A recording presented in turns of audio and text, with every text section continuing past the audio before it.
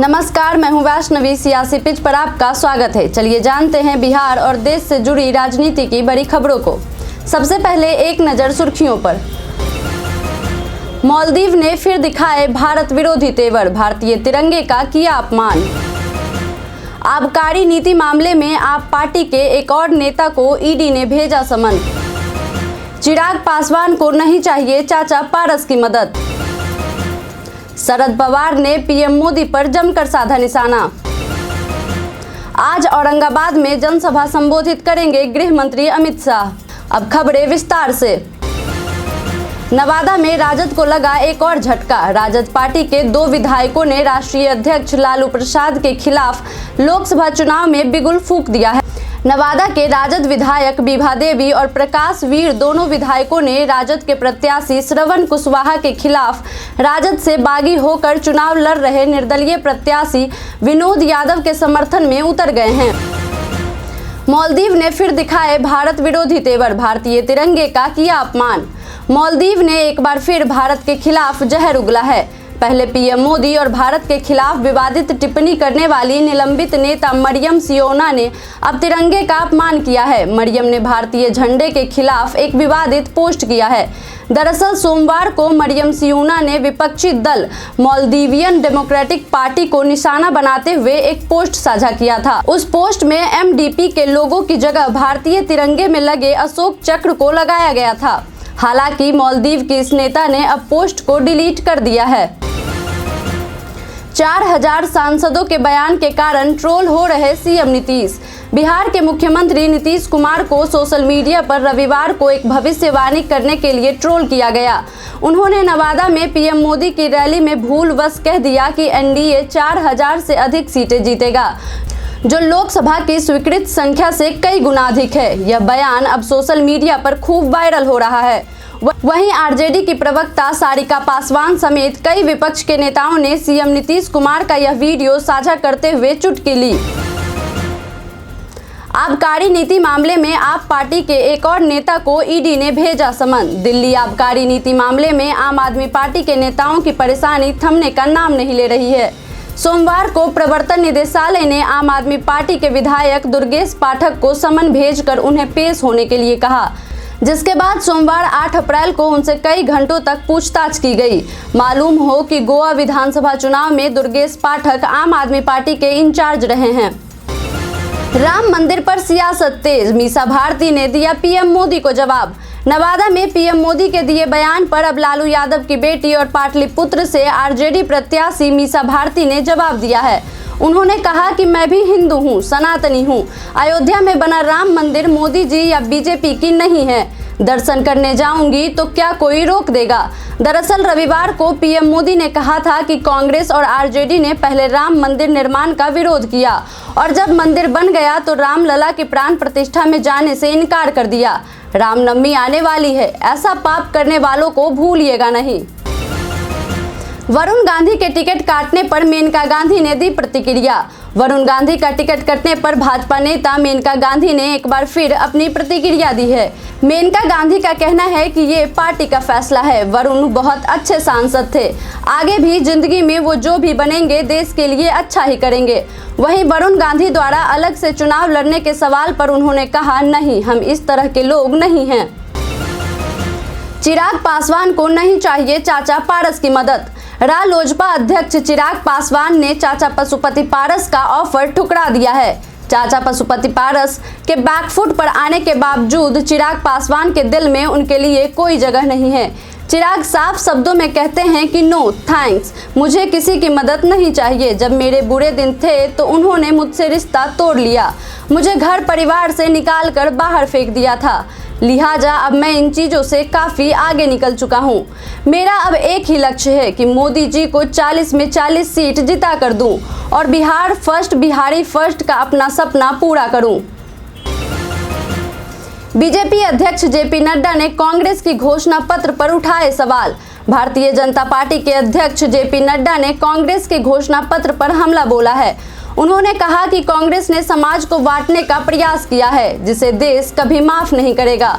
उन्होंने कहा कि कांग्रेस जो तुष्टीकरण की राजनीति कर रही है और उसके घोषणा पत्र में आरक्षण का जो जिक्र है, उस पर कांग्रेस को अपना रुख स्पष्ट करने की जरूरत है। बिहार में शिक्षकों की बहाली का क्रेडिट लेने का मचा होड़। बिहार में लाखों की संख्या में हुई शिक्षकों की बहाली को लेकर महागठबंधन और एनडीए में क्रेडिट लेने की होड़ मच गई है। एक तरफ तेजस्वी यादव दावा कर रहे हैं कि उन्होंने ही बिहार में लाखों लोगों को नौकरी देने का काम किया, वहीं दूसरी तरफ मुख्यमंत्री नीतीश कुमार ने स्पष्ट शब्दों में कहा कि तेजस्वी झूठ बोलते हैं। बिहार विकास का हर एक काम एनडीए की सरकार ने किया है। मुख्यमंत्री के बयान पर अब तेजस्वी का रिएक्शन आया है। तेजस्वी यादव ने कहा है कि नीतीश कुमार पहले कहते थे कि आगे अब यही संभालेंगे, अच्छा काम कर रहे हैं। वे कहते थे कि नए पीढ़ी के लोग हैं, नौकरियां दे रहे हैं। नरेंद्र मोदी और अमित शाह के बारे में 2 महीने पहले कहते थे कि ये लोग कोई काम करता है क्या। अपने मंत्रियों को बिठाकर नीतीश कुमार कहते थे कि देखो केंद्र वाला पैसा नहीं दे रहा, लेकिन आज क्या हो गया है। शरद पवार ने पीएम मोदी पर जमकर साधा निशाना। एनसीपी प्रमुख शरद पवार ने महाराष्ट्र के बारामती में पीएम नरेंद्र मोदी पर जमकर निशाना साधा। उन्होंने कहा कि जब वे केंद्रीय कृषि मंत्री थे तब बिना किसी पक्षपात के गुजरात के तत्कालीन मुख्यमंत्री नरेंद्र मोदी की मदद की थी, लेकिन आज वही उनके खिलाफ व्यक्तिगत टिप्पणी कर रहे हैं। आज अगर कोई पीएम के खिलाफ टिप्पणी करता है तो वो उसके खिलाफ कार्रवाई करते हैं। रोहिणी आचार्य ने बीजेपी पर लगाया माता सीता का अपमान करने का आरोप।